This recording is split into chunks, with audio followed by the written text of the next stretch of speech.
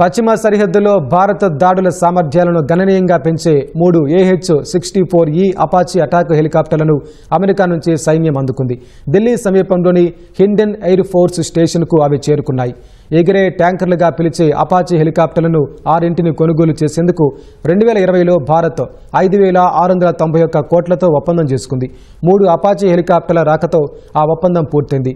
జోధ్పూర్లోని army aviation స్క్వాడ్రన్లో వాటిని మోహరించనున్నారు.